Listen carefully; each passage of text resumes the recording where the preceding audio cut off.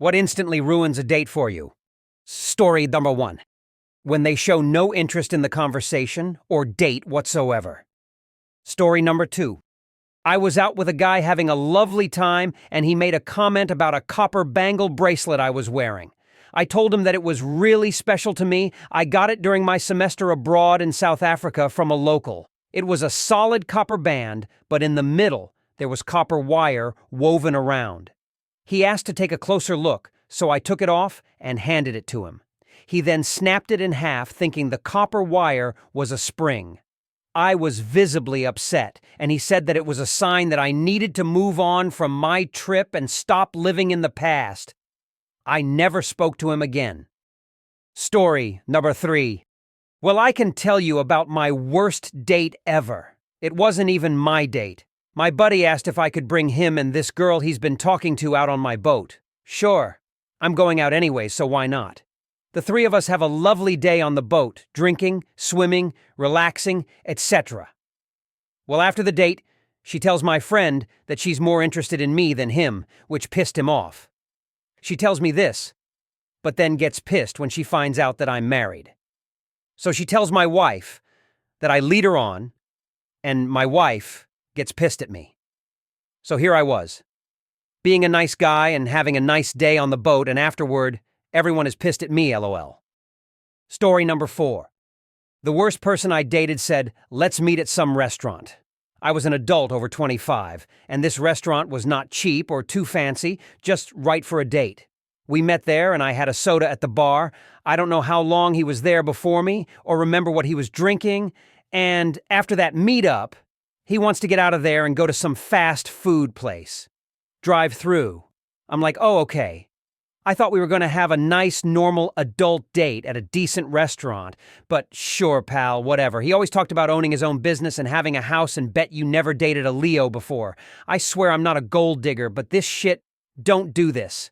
If you can't afford a dinner for two at a mid-priced restaurant, don't suggest going there in the first place, and if you want to be cheap, don't talk all the time about how much money you have and what a great catch you are.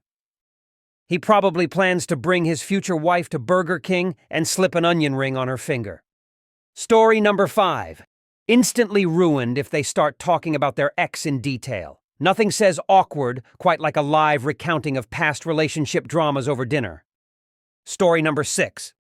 An instant date ruiner for me is when the other person is constantly on their phone.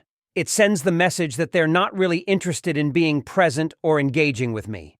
I get that we all have lives and might need to check our phones occasionally, but when it becomes a constant thing, it just feels disrespectful.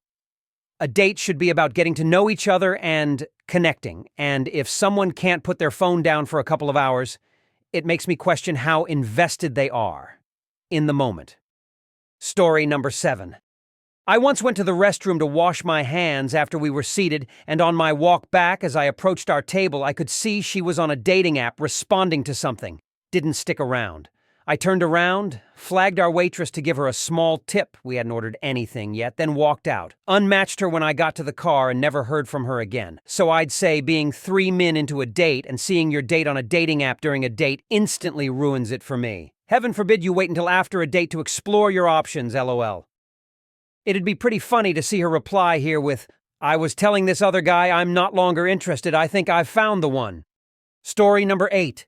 When it feels like I'm running the entire convo, if you can't ask simple questions like, "Have you traveled anywhere? Are you from here?" or anything along those lines, you need to be a bit more extroverted, even if it's a bit outside of your comfort zone, because the best relationships should challenge you, even just a little bit.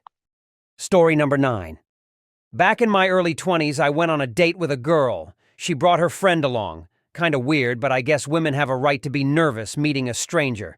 But we were at a public bar restaurant place, so I'd have to be pretty brazen to do something bad. I tried to ignore it, but she kept talking to her friend every time she asked me a question. It was odd. Like, she would talk to her, ask me a question, I would answer, then she would talk to her friend again.